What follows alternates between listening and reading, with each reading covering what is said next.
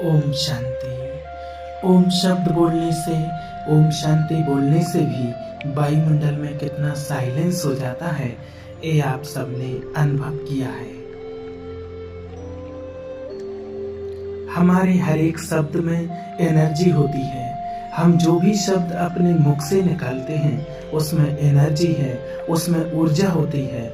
हम चेक करें कि पूरे दिन हम हमारे मुख से किस तरह के शब्द निकालते हैं। दूर दूर तक चलकर संत महात्माओं के पास हम जाते थे भक्ति मार्ग में, और हो सकता है इस जन्म में नहीं गए हों, पूर्व जन्म में गए हों। दूर दूर तक जाते थे उनसे आशीर्वाद लेने कि वो आशीर्वाद दें और हमारे काम बन जाएं।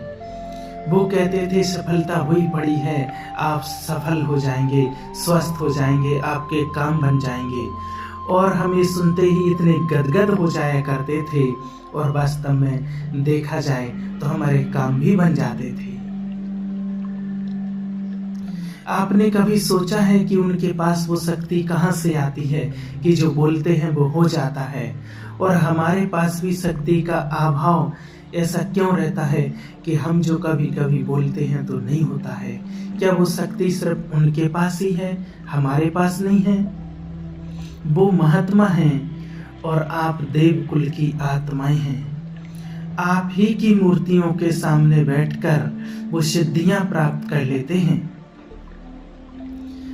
आप ही की मूर्तियों के सामने बैठकर वो सिद्धियां प्राप्त कर लेते हैं, और हम जो बोलते हैं वो सिद्ध नहीं होता। इसका कारण बाबा कहते हैं, तुम भूले हुए हो तुम कौन हो। अंत समय में जब मंदिर में तुम्हारी मूर्ति जिस तरह लाइनें लगती हैं, तुम्हारी मूर्ति के सामने लाइनें लगती हैं, एक एक मूर्ति के सामने, चेतन मूर्ति के सामने भी लाइनें लगेंगी, जैसी भक्ति मार्ग में मूर्तियों के सामने लाइन लगती हैं। और वो अभी भी लग सकती हैं, क्योंकि अंतिम समय किसको क्या पता है कि किसका कब है। मेरा अंतिम समय किस क्षण है, किसी को कोई पता नहीं है ना। अगले क्षण अगर कोई शरीर छोड़ दे तो भी कोई भरोसा नहीं। अगर अगले क्षण ही किसी का शरीर छूट जाए तो अंतिम समय तो यही है ना। तो फिर हम जो बोलते हैं वो सिद्ध क्यों नहीं होता है? क्योंकि हमारी थोड़ी मिलीजुली सरकार है। मतलब हम मुख से मीठे शब्द भी बोलते हैं कि तो दिन भर में बहुत कड़वे शब्द भी बोल देते हैं। जब सेंटर पे जाते हैं, मुरली सुनते हैं तो एकदम फरिश्ते जैसे होते हैं, अच्छी अच्छी बातें सुनते हैं, आत्मा एकदम गदगद हो जाती है। और क्योंकि आत्मा का स्वभाव है अच्छा सुनना और अच्छा बोलना, और जब उसका स्वभाव, उसका संस्कार, उसका नेचर, उसके अनुरूप चीजें मिलती हैं तो आत्मा अपने ओरिजिनल स्वरूप में आ जाती है। और ओरिजिनल स्वरूप में आके कैसी हो जाती है? एकदम जैसे पीसफुल हो, शांति में हो। तो बाबा कहते हैं कि ऐसा हमेशा रहना है। जैसे ओरिजिनल स्वरूप में रहते हैं तो एकदम पीसफुल रहते हैं।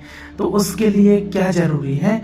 अपने मुख से केवल और केवल ये प्रतिज्ञा करेंगे कि सिर्फ पवित्रता से भरे बोल, शांति से भरे शब्द ही, शांति से भरे शब्द ही, दिव्यता से भरे शब्द ही निकालने हैं। ये तो हो सकता है ना। अभी आप सबको एक एक करके और अपने मुख से शब्द बोलना है, शांति से भरे, पवित्रता से भरे। ये शब्द कौन से हैं? दिव्यता से भरे वो शब्द कौन से हैं? हमेशा बोलना है, मैं आनंद में हूँ, मैं सुख स्वरूप आत्मा हूँ, शांत स्वरूप आत्मा हूँ। ये तो हम दुनिया वालों के सामने भी बोल सकते हैं कि मैं आनंद में हूँ। पहले अभी भी अगर कोई आपके पास आता है और पूछता है आप कैसे हो, तो पहले क्या बोलते थे? जब ज्ञान नहीं था, किसी ने पूछा कि भाई क्या हाल चाल है, तो लोग कहते थे बस कट रही है, चल रहा है, बस 2 रोटी मिल रही है भगवान की दुआ से। और अभी अगर कोई पूछे कैसे हो तो बोलते हैं अभी कोई अहंकार नहीं, मैं एकदम आनंद में हूँ। ऐसे शब्द हमें बोलने हैं कि मुझे कोई अहंकार नहीं है। और अगर कोई आपके पास आकर के और अभी बोल दे, माना कोई ऐसे शब्द बोल दे, आपकी गाड़ी अच्छी नहीं है, आपका मकान अच्छा नहीं है, आपका घर इतना अच्छा बना हुआ नहीं है, तब देखो अहंकार कैसे बाहर आता है। अपनी गाड़ी देखी है उसने, अपना घर देखा है उसने, मेरी गाड़ी को ऐसे बोल रहा है, तो एकदम सारा ईगो बाहर आ जाता है निकल के। पहले हम बोलते थे भाई हम तो गरीब हैं, बस चल रहा है। भगवान की मूर्ति के सामने, मंदिरों में देवी देवताओं की मूर्ति के सामने जाकर के क्या बोलते थे? क्या बोलते थे? तुम सर्वगुण संपन्न सर्वशक्तिमान हो, मैं नीच पतित पावन हूँ। और हम ऐसा बोलते गए और ऐसा ही बनते गए। ऐसा नहीं हुआ कि हम वहाँ ऐसा बोलते जा रहे हैं, मैं नीच हूँ, पापी हूँ, और ऊपर सीढ़ियाँ चढ़ते गए। नहीं, नीचे ही गए हैं। आज से करीब 30 साल पहले भी शायद आपको तनाव का पता नहीं होगा। डिप्रेशन तो शब्द ही नहीं था। काफी माना आप लोगों ने ऐसा अनुभव किया होगा, ऐसा कुछ भी नहीं था, ऐसा तो अभी आया है। तो कहते हैं हे प्रभु आप सर्वशक्तिमान हो, मैं नीच हूं, मैं पापी हूं। तो जब हम कुछ भी बोलते हैं तो सबसे पहले हमारा मन ही उसको सुनता है। प्रभु भी बाद में सुनते हैं, सबसे पहले मन सुनता है।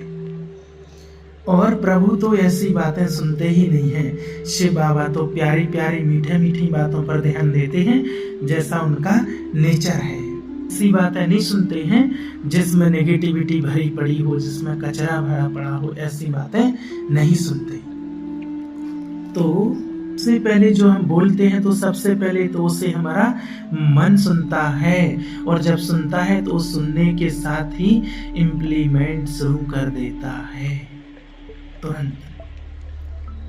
एक बात और आपको बताते हैं कि आप कितना भी ज्ञान धारण कर लीजिए, बाबा ने कहा है कितना भी ज्ञान धारण कर लीजिए, लेकिन जब तक आपको अपने मन को चलाना नहीं आता है कि मन कैसे काम करता है, तब तक जो ज्ञान के तीर हैं या ज्ञान के जो बीज हैं वो मन के समीप नहीं डालते, तो कभी कामयाब नहीं होंगे। कभी भी मन के नियम के विपरीत कुछ भी करा तो हमेशा नुकसान में ही रहने वाले हैं। आपने एक छोटी सी कहानी सुनी होगी या सुनाई होगी, आपने एक छोटी सी कहानी आपने सुनी होगी बचपन में या सुनाई होगी। छोटी सी कहानी है और आप ध्यान से सुनना कि मन कैसे काम करता है। आपने भी सुन के रखी होगी, कई बार आपने भी माना टीवी चैनल कहीं ना कहीं सुनी होगी। एक बार एक राजा के राज्य में बहुत सारी प्रॉब्लम थी। एक राज्य में बहुत सारी प्रॉब्लम थी, बहुत समस्याओं से घिरा हुआ था। परेशान राजा एक महात्मा जी के पास जाता है और महात्मा के पास जाकर अपनी प्रॉब्लम बताता है। महात्मा जी उसे एक बोतल देते हैं और कहते हैं इसे ले जाओ और अपने राज्य में जाकर खोलना। और उस बोतल को लेकर आता है राजा, खोलता है। जैसे ही खोलता है उसमें से एक जिन्न प्रकट होता है। जिन्न प्रकट उसमें से होता है और जिन्न प्रकट होते ही कहता है हुकुम मेरे आका। वो जिन्न कहता है हुकुम मेरे आका। तो राजा कहता है कि मेरे राज्य में जितनी प्रॉब्लम्स हैं सब खत्म कर दो। अब वो तो जिन्न ही था, और आपने सुना है जिन्न तो बहुत पावरफुल होते हैं, और वो 5 मिनट में सारे राज्य की प्रॉब्लम्स को खत्म करके राजा के पास वापस आ जाता है और कहता है कि मैंने सारी प्रॉब्लम्स को खत्म कर दिया, अब मुझे आप और काम दो। तो राजा कहता है मेरे पास तो और काम नहीं है, मेरे पास तो और काम नहीं है। तो जिन्न कहता है कि मुझे और काम दो वरना मैं तुम्हें खा जाऊंगा। अब राजा फिर जाता है, डरा हुआ राजा दौड़ा दौड़ा और महात्मा के पास जाता है और कहता है कि मुझे और काम दो नहीं तो मैं तुझे खा जाऊंगा। तो महात्मा जी कहते हैं एक काम कर, अपने आंगन में एक सीढ़ी खड़ी कर दे और उसको बोलना कि इस सीढ़ी पर चढ़ और उतर, चढ़ और उतर, और वो ये करने लग जाएगा और तुम फ्री रहोगे। और राजा ने ऐसा ही किया, सीढ़ी खड़ी कर दी और राजा ने बोला कि तुम्हारा ये काम है, इस पर चढ़ो और उतरो, चढ़ो और उतरो, और वो जिन करना शुरू कर देता है। इससे क्या होता है, राजा बच जाता है और जिन अपना सीढ़ी चढ़ना उतरना शुरू करता है।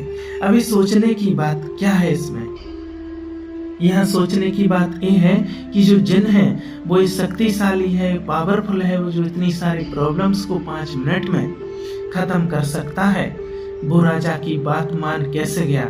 वो भी ऐसी बात जैसे कोई का सेंस ही नहीं पता, और माना जिसे पता ही नहीं, कोई आपसे भी बोले कि सीढ़ी चढ़ो और उतरो, चढ़ो और उतरो, तो आप क्या कहेंगे कि मुझे पागल समझा है क्या। लेकिन उसने नहीं कहा, वो चढ़ उतर रहा है। इससे साफ साफ सिद्ध होता है कि जिनके पास शक्ति तो बहुत है लेकिन बुद्धि नहीं है। जिनके पास शक्ति तो बहुत है लेकिन बुद्धि नहीं है। अगर बुद्धि होती तो वो तुरंत कहता कि मैं क्यों चढ़ूं, कोई अच्छा काम करूं। अभी विचार करने की बात है कि हमारे पास एक जिन ही है और वो है हमारा मन, और मन में बुद्धि नहीं होती है। इसलिए बाबा ने कहा है कि बुद्धि अलग है, मन में बुद्धि नहीं है। 3 फैकल्टी कौन कौन सी हैं, मन, बुद्धि और संस्कार। मन अलग है, बुद्धि अलग है और संस्कार अलग है। मन में बुद्धि नहीं है, बुद्धि आपके पास है। मन में है तो चॉइस, और हम इस बुद्धि का प्रयोग करके मन को चलाएं। यह बुद्धि का प्रयोग करें ही ना, और जब बुद्धि का प्रयोग नहीं करते हैं जो, उनको मन चलाता है। कहते हैं ना, मन आपका बहुत अच्छा मित्र है और शत्रु भी हो सकता है, और शत्रु तब है जब वो आपको चलाए, और मित्र तब जब आप मन को चलाओ, तब वो आपका मित्र है। तो आप उससे जब बुद्धि के द्वारा चलाएंगे तो आपका वो बेस्ट फ्रेंड है, आप उससे जो चाहें वो करा सकते हैं। लेकिन अगर आप उसको बुद्धि के द्वारा नहीं चलाते हैं तो वो आपको चलाएगा, क्योंकि आज वो कलयुग में है और उसके अंदर काम, क्रोध, लोभ और अहंकार भी भरा पड़ा है। स्पष्ट है इस बात से। सिर्फ काम, क्रोध, लोभ, मोह ही नहीं है, साथ में सुख, शांति, पवित्रता भी है। लेकिन हमने बुद्धि की मदद से हमें सुख शांति का उपयोग करना, उसको यूज करना है, या फिर काम, क्रोध, लोभ, मोह यूज करना है। ये चॉइस मेरी है। अगर मन घोड़ा है तो बुद्धि उसकी लगाम है। घोड़ा कितना भी शक्तिशाली हो, सुंदर हो, कैसा भी हो, लेकिन अगर उसके ऊपर लगाम लगाई जाए तो वो घोड़ा एकदम उस पर सवारी कर सकते हैं। और जिस घोड़े पर लगाम ना लगाई जाए वो घोड़ा सवारी करने के लायक नहीं होता। अगर आप उस घोड़े पर लगाम नहीं लगाएंगे तो आप उससे कुछ नहीं करा सकते हैं, सिर्फ वो नाचेगा। जैसे बिना लगाम का घोड़ा सिर्फ नाचता है, इधर से उधर, उधर से इधर भागता रहता है, लेकिन वो किसी काम का नहीं रहता है। ये बात स्पष्ट है ना। ये बात आपने कई बार सुनी होगी। इसका विशेष ध्यान रखना, अटेंशन देना कि मन ही हमारा शत्रु और मन ही हमारा मित्र है। इसलिए मन रूपी घोड़े पर बुद्धि रूपी लगाम लगा करके हमें उससे हर कार्य कराना है, तो हम हर कार्य में सफल होंगे और सफलता मिलेगी। अच्छा, ओम शांति।